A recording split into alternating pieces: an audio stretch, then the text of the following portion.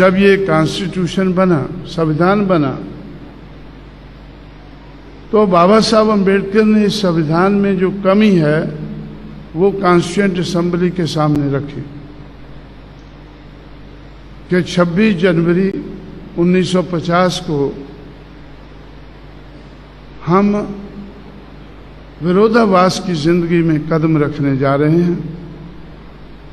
राजनीति में बराबरी होगी, एक आदमी का एक वोट होगा, एक वोट की एक कीमत होगी, लेकिन सामाजिक और आर्थिक दिशा में वो गैर बराबरी जो हजारों साल से ब्राह्मणिकल सोशल ऑर्डर के आधार पर चल रही है वो उसी तरह से चलती रहेगी।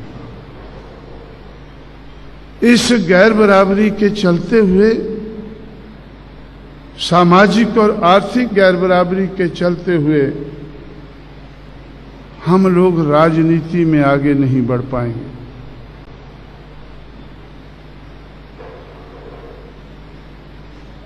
यही मैं महाराष्ट्र से देखकर सीखकर उत्तर भारत में गया कि ये लोग राजनीति में आगे क्यों नहीं बढ़ पा रहे हैं, क्योंकि जिस समाज को ये बेस बनाकर चल रहे हैं वो समाज सामाजिक दृष्टि से और राजनीतिक दृष्टि से गिरा हुआ समाज है, गिराया हुआ समाज है। सामाजिक दिशा में, आर्थिक दिशा में गिरा हुआ रहने के कारण जो लीड कर रहे हैं इस मूवमेंट को, उनका काम मुश्किल है और उस मुश्किल को सामाजिक और आर्थिक दृष्टि से गिरा हुआ समाज समझ नहीं रहा है। मैंने उस बात को समझने की कोशिश की, मैंने उस बात को समझने की कोशिश की और समझकर हल ढूंढने की कोशिश की। इसलिए उस वक़्त मैंने महाराष्ट्र में रहते हुए ही बामसेफ नाम का संगठन बनाया था। क्यों? जो मैंने फार्मूला बनाया N/D/S = चेंज, उसमें बाबा साहब के ज़माने में N और D तो थे, लेकिन S बड़ी मुश्किल से वो पैदा करते थे और अंग्रेज उनकी बात को सुनकर समझकर हमारे समाज को न्याय देने की कोशिश करते थे। लेकिन मुझे ऐसा लगा कि बाबा साहब अम्बेडकर की कोशिश के कारण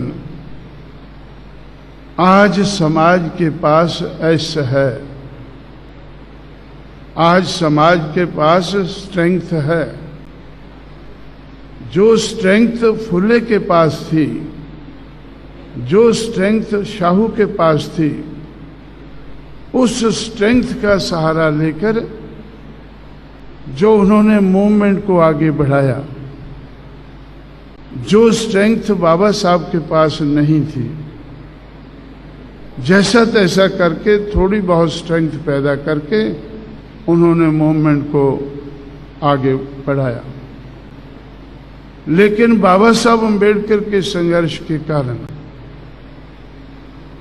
फुले शाहू अम्बेडकर के संघर्ष के कारण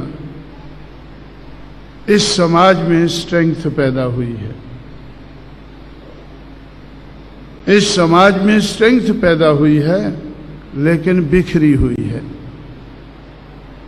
अगर इस बिखरी हुई स्ट्रेंथ को इकट्ठा किया जाए तो N/D/S = चेंज, तो हम चेंज की तरफ बड़ी तेजी से आगे बढ़ सकते हैं।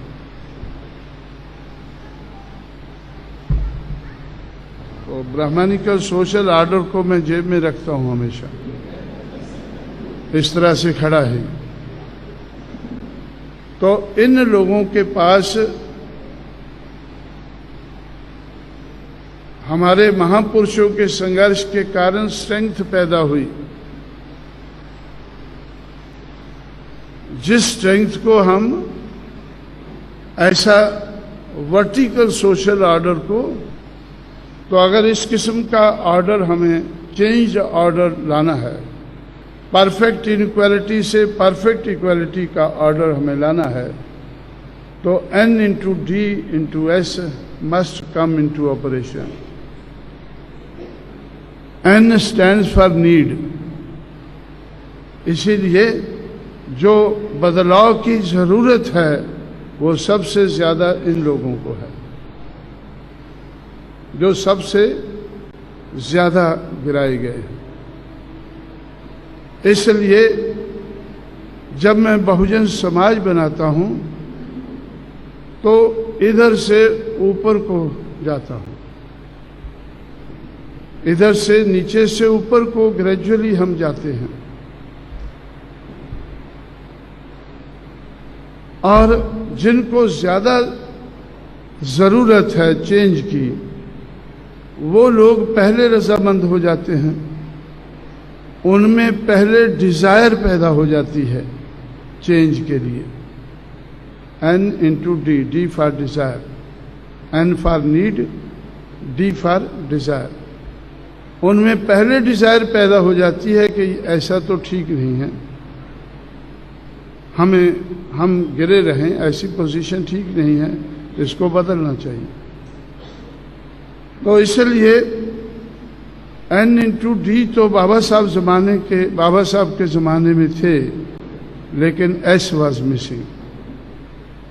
और S जो है फुले शाहू अम्बेडकर के संघर्ष के कारण, खासकर बाबा साहब अम्बेडकर के 1930 से लेकर 1956 तक का जो संघर्ष है, उसके कारण स्ट्रेंथ पैदा हुई।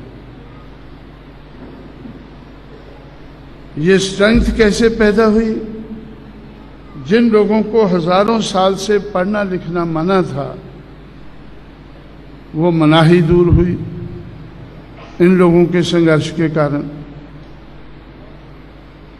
और पहले मनाही दूर हुई, फिर इनको पढ़ने लिखने का मौका मिलने लगा। और 1935 में जब शेड्यूल्ड कास्ट और शेड्यूल्ड ट्राइब दो शेड्यूल बने, जब दो शेड्यूल बने, उसमें इन लोगों के लिए, शेड्यूल्ड कास्ट शेड्यूल्ड ट्राइब के लिए स्पेशल कोशिश हुई अंग्रेजों के राज में इनकी गिरावट को दूर करने के लिए। 1935 के इंडिया एक्ट के बाद 1935 का जो संविधान बना, उस संविधान में दो शेड्यूल रखे गए और उनके आधार पर 1935 के बाद पढ़ाई लिखाई के मामले में इनके बारे में ज़्यादा सोचा गया और आरक्षण के मामले में भी सोचा गया। इसलिए 1948 में पहला साल है जब अछूत कहे जाने लोगों में 4 व्यक्ति सेलेक्ट हुए, के आर नारायणन और एक चंडाल, केरला का पलाया और बंगाल का एक चंडाल। क्या नाम है भाई? मैं बार बार बोलता हूँ, भूल जाता हूँ। है आपको याद? चंडाल मौजूमदार, बंगाल का चंडाल जिसका नाम मौजूमदार है, आज भी जिंदा है, मेरे से कभी कभी मिलता रहता है, और के आर नारायणन जो आज राष्ट्रपति है। ये दोनों इंडियन फॉरेन सर्विस में सिलेक्ट हुए। पंजाब के 2 चमार, एक आईएएस में और एक आईपीएस में सिलेक्ट हुए 1948 में। उसके बाद 1949, 50, 60, 56, 1962 तक इनका नंबर बढ़ता गया। 1962 का पहला साल है जब 22.5% कोटा जो रिजर्वेशन का था वो पहली बार पूरा हुआ। 1962 के बाद आज तक वो कम नहीं हुआ है, ज्यादा ही होता रहा। इसलिए आज ब्राह्मण जो इस देश का हुक्मरान बना अंग्रेज जाने के बाद, उस हुक्मरान का जो हुक्मरान लोग थे, उस जाति नहीं, ब्राह्मण को क्या बोलते हैं, विचार वर्ण, ब्राह्मण का जो वर्ण है, उस वर्ण के लोग तो बहुत ज्यादा तेजी से आगे बढ़े, लेकिन शेड्यूल कास्ट, शेड्यूल ट्राइब के लोग उनसे दूसरे नंबर पर आगे बढ़े। आज 30 लाख से ज्यादा पढ़े लिखे कर्मचारी हैं जिनको पढ़ने लिखने का मौका ही नहीं मिला, बल्कि जो बाबा साहब अम्बेडकर ने संविधान लिखा उसमें सहूलतें भी मिलने लगी। जो हैंडीकैप लोग थे वो प्रिविलेज्ड लोग हो गए संघर्ष के कारण। उस प्रिविलेज के कारण, चाहे वो प्रिविलेज पढ़ने लिखने का है या रिजर्वेशन का है, उसके कारण ये लोग 30 लाख से ज्यादा आज पढ़े लिखे कर्मचारी हैं और ब्राह्मण से दूसरे नंबर पर अधिकारी हैं। तो आज नहीं, आज से लगभग 20-25 साल पहले जब मैं पूना में था तो मुझे ऐसा लगा, उस वक़्त ये लगभग 15 लाख इनकी संख्या होगी। उस वक़्त मुझे लगा कि ये लोगों को हमारे बुजुर्गों के संघर्ष के कारण समाज में ऐश तो पैदा हुआ है, स्ट्रेंथ तो पैदा हुई है, लेकिन बिखरी हुई है। 15 लाख एजुकेटेड एम्प्लॉइज ये पढ़े लिखे हैं, इसका मतलब इनका दिमाग है, इनके पास कुछ दिमाग है, इतना दिमाग है कि कुछ समझने लायक बने हैं, और उनमें से कुछ टीचर भी बने हैं, समझाने लायक भी बने हैं।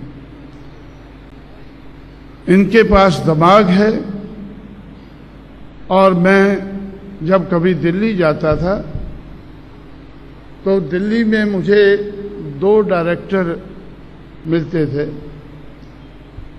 जो प्लानिंग कमीशन में शेड्यूल कास्ट के थे, डायरेक्टर थे प्लानिंग कमीशन में। तो उनसे मैं मिलकर सोचता था,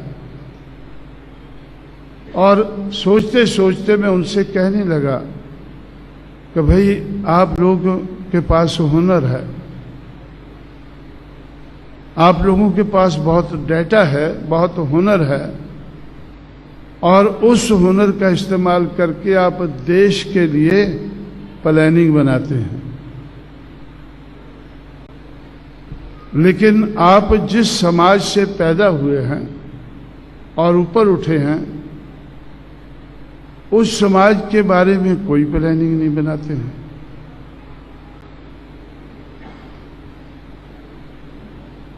क्योंकि गवर्नमेंट आपको पैसा देती है, इसलिए आप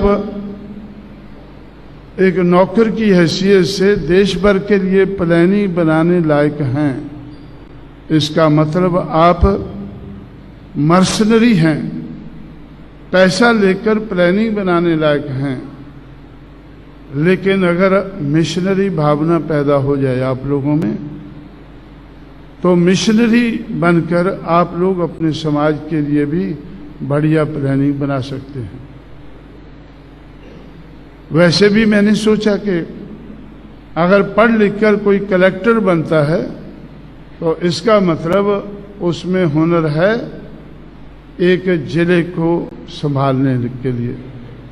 अगर कोई एसएसपी बनता है तो जिला भर में उसके पास हुनर है कि कैसे लॉ एंड ऑर्डर मेंटेन करना है। या कोई इंजीनियर है, उसके पास उस किस्म का हुनर है, कोई डॉक्टर है उस किस्म का है, प्लीडर है उस किस्म का है। इसलिए हमारे समाज में दिमाग, हुनर और इन सब लोगों को रेगुलर तनख्वाह मिलती है। इसका मतलब पैसा भी है इनके पास। दिमाग, हुनर और पैसा, अगर ये बिखरा हुआ दिमाग, हुनर और पैसा अगर इकट्ठा किया जाए तो इस समाज की राजनीति कामयाब हो सकती है। इस समाज की राजनीति कामयाब हो सकती है। मैंने पहले ही कहा था कि जिस समाज की गैर राजनीति जड़ें मजबूत नहीं होती, उस समाज की राजनीति कामयाब नहीं होती, नहीं हो सकती है। ये मैं महाराष्ट्र से सीखा और सीखकर जब मैं उत्तर भारत में चला गया तो इसी तरह से मैं सोचता रहा। सोचकर मैं इस नतीजे पर पहुंचा कि भाई दिमाग, हुनर और पैसा,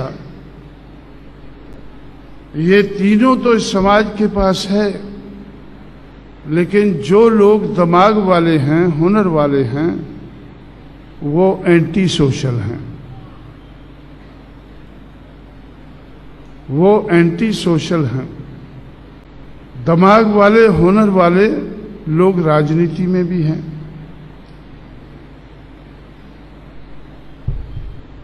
और दिमाग वाले, हुनर वाले राजनीति में लोग जो हैं वो अपना दिमाग और हुनर का फायदा लेने के लिए वो दूसरे समाज के चमचे बनना पसंद करते हैं, क्योंकि उनको भरोसा है कि उनका इतना दिमाग, इतना उनके पास हुनर नहीं है कि वो दूसरों के मुकाबले में खड़े हो सकें, कामयाब हो सकें।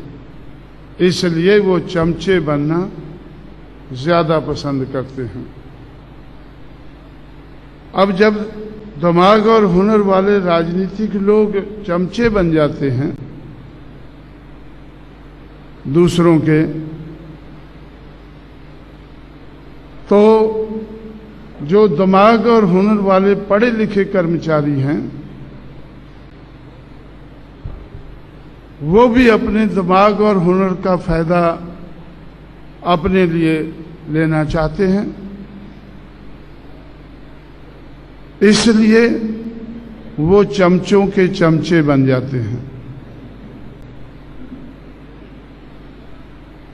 वो अपना हित सुरक्षित करने के लिए वो चमचों के चमचे बन जाते हैं। जैसे लंबे अरसे तक आप लोगों ने, बाबा साहब अम्बेडकर इनसे क्यों दुखी थे? आखिरी दिनों में वो कहते थे कि इन लोगों ने मुझे धोखा दिया है, क्योंकि वो सोचते थे कि ये समाज के लिए कुछ करेंगे। लेकिन बाबा साहब के पीछे भी ये पड़े रहते थे कि बाबा साहब हमारा प्रमोशन, हमारा ट्रांसफर, हम इस पोस्ट पर चले गए हैं, लेकिन जहां इन्होंने पोस्टिंग किया है वहां पैसा कम है। जहां इन्होंने पोस्टिंग किया है वहां पैसा कम है, तो बाबा साहब भी चले रहते होंगे। मुझे दिल्ली में अभी कुछ जानकारी हुई है पुराने लोगों से कि बाबा साहब ज्यादातर इन लोगों के लिए चले रहते किसी न किसी मंत्री के पास कि भाई इसका ये ट्रांसफर का देखें, थोड़ा इसका प्रमोशन का देखें। लेकिन बाबा साहब की तो कोई सरकार नहीं थी, उनके स्टेचर के हिसाब से कोई ओबलाइज कर देता था, लेकिन ज्यादातर तो वो बाबा साहब से नफरत ही करते थे कि भाई अगर ये इसको किसी अच्छी जगह प्रमोशन दिला रहा होगा, अगर किसी अच्छी जगह प्रमोशन दिला रहा होगा तो शायद इससे पैसा लेता होगा। पैसा तो चाहिए था। अब मेरे पास भी बहुत से लोग आते रहते हैं, तो भाई हमारा प्रमोशन। अभी एक ओएनजीसी में डायरेक्टर था, वो उससे बड़ा अधिकारी बनना चाहता था। वैसे तो मुझे खुशी थी कि भाई हमारे लोग अभी बड़े अधिकारी बन रहे हैं, अच्छी बात है। जब हम रूलर बनेंगे वो हमारे काम आ सकते हैं, लेकिन रूलर बनना भी तो मुश्किल हो जाता है। उनके सहयोग के बगैर रूलर बनना भी मुश्किल है। तो इस तरह से उत्तर भारत में मैंने, खासकर उत्तर प्रदेश में मेरा तजुर्बा था कि जितने अधिकारी थे वो सारे के सारे कांग्रेस पार्टी के जो शेड्यूल्ड कास्ट के चमचे थे, उनके ये लोग चमचे थे, चमचों के चमचे ये लोग बने हुए थे अपना उल्लू सीधा करने के लिए। कई बार मैंने देखा कि भाई एक आदमी, एक पढ़ा लिखा कर्मचारी है, अधिकारी है, वो अभी भी चक्कर मार रहा है उल्लू सीधा करने के लिए। तो मैंने उससे पूछा, यार तू काफी देर से ये उल्लू को लेकर घूम रहा है, अभी तक सीधा नहीं हुआ? नहीं साहब, अभी तक सीधा नहीं हुआ। जब तक उल्लू सीधा नहीं होगा तब तक वो यानी चमचों के पास चक्कर मारता रहेगा। जो लोग राजनीतिक नेताओं को सहारा बनना चाहिए था, वो उनके लिए बोझ बन गए। पढ़े लिखे कर्मचारी और अधिकारी, खासकर उत्तर प्रदेश में मेरा तजुर्बा था कि भाई जो अधिकारी है, आईएएस ऑफिसर है, आईपीएस ऑफिसर है, ये उसका धंधा है कि हमारा विरोध करे। हमने बहुजन समाज पार्टी तो बना ली, लेकिन ये पार्टी कामयाब ना हो, बड़े पैमाने पर कांग्रेस पार्टी ने उनको इस्तेमाल किया, तो भाई आगे कैसे बढ़ा जाए। महाराष्ट्र से मैं सीख के तो चला गया कि गैर राजनीतिक जड़ें मजबूत किए बगैर राजनीति कामयाब नहीं हो सकती। और महाराष्ट्र के जो राजनीतिक थे उन्होंने ऐलान कर दिया। 1966 में पहली बार ऐलान किया बॉम्बे में इकट्ठे होकर कि बाबा साहब अम्बेडकर की विचारधारा तो चांगली है पर कामयाब हो शक्त नहीं। 1966 से लेकर 1996 तक मैंने देखा। 1996 तक क्यों देखा? क्योंकि 1996 में मैंने बहुजन समाज पार्टी को राष्ट्रीय पार्टी का रूप दे चुका था। बहुजन समाज पार्टी 1996 में पहली बार राष्ट्रीय पार्टी बनी। 1966 से 1996 तक 30 साल के समय में जो एक मामूली सी बात शुरू हुई थी, तो 1996 में मैंने देखा कि महाराष्ट्र में वो लहर बन चुकी है। महाराष्ट्र में वो लहर बन चुकी है और बनकर दक्षिण भारत में छा गई है। जहां जहां बाबा साहब को मानने वाले लोग थे, उन सब के ऊपर वो उसने घर कर लिया है। और वो लहर क्या थी? उस लहर का नाम क्या था? कि बाबा साहब अम्बेडकर की विचारधारा तो चांगली है पर कामयाब हो शक्त नहीं। महाराष्ट्र में बच्चा बच्चा चिल्लाने लगा, कामयाब हो शक्त नहीं, हो शक्त नहीं। ये आज एक लहर है, सिर्फ महाराष्ट्र में नहीं, महाराष्ट्र से नीचे दक्षिण भारत में, जहां से संघर्ष शुरू हुआ, छुआछूत के खिलाफ संघर्ष हुआ, पढ़ने लिखने के लिए संघर्ष शुरू हुआ, आरक्षण के आधार पर हमारे लोग आगे बढ़ सकें उसके लिए संघर्ष शुरू हुआ, संघर्ष की लहर बनी। लेकिन 1966 में तो काउंटर लहर शुरू हुई और आज वो टॉप में जा रही है। आज वो टॉप में जा रही है कि हो शक्ति नहीं भाई। बच्चा बच्चा महाराष्ट्र में चिल्लाता है कि हो शक्ति नहीं। और लकीली जहां कोई संघर्ष नहीं हुआ, जहां समाज के हित में कुछ भी नहीं हुआ, आज उत्तर प्रदेश से शुरू होकर पूरे उत्तर भारत में एक दूसरी लहर चल रही है। उस लहर का नाम क्या है? हो शक्त है भाई, हो शक्त, हो शक्त है। अब हमने सोचा कि भाई हो शक्त तो हम कहते हैं, मैं कहता हूं, लोग मेरी बात मानते हैं, लेकिन इसको करके तो दिखाना चाहिए, इसको करके तो दिखाना चाहिए। जो मैं महाराष्ट्र में कहता था कि भाई हम राजनीतिक सत्ता की एक गुरु किल्ली है, ये भी बाबा साहब ने हमें कहा है। इस गुरु किल्ली को हासिल करके हम जिंदगी के हर पहलू में कोई भी ताला खोल सकते हैं।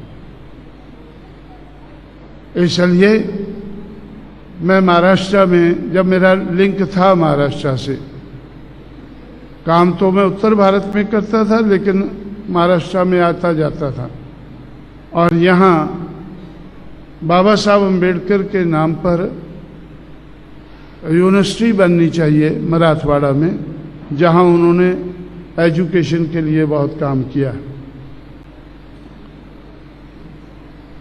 बाबा साहब के फॉलोअर्स ने कड़ा संघर्ष किया इसलिए कि यूनिवर्सिटी बननी चाहिए। और जब मैं देखता था कि क्या कुछ हो रहा है, तो मुझे ऐसा लगता था कि भाई अगर आप लोग राजनीतिक सत्ता नहीं ले सकते हैं तो राजनीतिक क्लाउट भी अगर बना ले, अगर राजनीतिक एक शक्ति आपकी नजर आए, तभी ये। हमारे चैनल बहुजन दस्तक को लाइक, शेयर, सब्सक्राइब देखना मत भूलिएगा। जय भीम, जय भारत, जय संविधान, नमो बुद्धाय। धन्यवाद। चैनल आर्थिक समस्या से गुजर रहा है। अगर आप बहुजन समाज में बाबा साहेब अम्बेडकर और तथागत बुद्ध की विचारधारा को अधिक से अधिक लोगों तक पहुंचाना चाहते हैं तो हमें आर्थिक सहयोग प्रदान करें, ताकि हम अपने चैनल के माध्यम से देश विदेश में समता, बंधुता, एकता और संवैधानिक अधिकारों को ज्यादा से ज्यादा लोगों तक पहुंचा सकें। आप अपनी सहायता राशि नीचे लिखे खाते में जमा करा सकते हैं। खाता धारक गौतम रत्ना, खाता संख्या 3169576865 IFSC कोड SBIN 00603336, बैंक भारतीय स्टेट बैंक।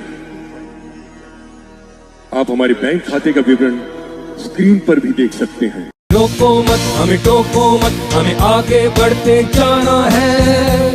जय भीम का नारा लगाना है, जय भीम का नारा लगाना है। जय भीम, जय भीम। मैं गौतम रत्ना आपका बहुजन फिल्म प्रोडक्शन में स्वागत करता हूं, और आप हमारे प्रोडक्शन हाउस के अंदर अपना कैरियर बना सकते हैं as a film director, as a producer and actor and actress and editor and cinematographer also. अगर आपको फिल्म से रिलेटेड कुछ भी प्रोजेक्ट आपको बनवाना है तो हमारे पास में पूरा सेटअप है, जिसमें फिल्म कैमरा है, शूटिंग लाइट्स है और एडिटिंग है। सारा A to Z एक ही जगह पर आपको हमारे यहाँ पर मिल जाएगा। तो दोस्तों, आप हमें कांटेक्ट कर सकते हैं हमारे नंबर्स पर 9810085714, और 8510005714 हमारे वेबसाइट पे विजिट कर सकते हैं www.filmserviceindia.com और हमें मेल भी कर सकते हैं gautamfilmsproduction@gmail.com पर। धन्यवाद।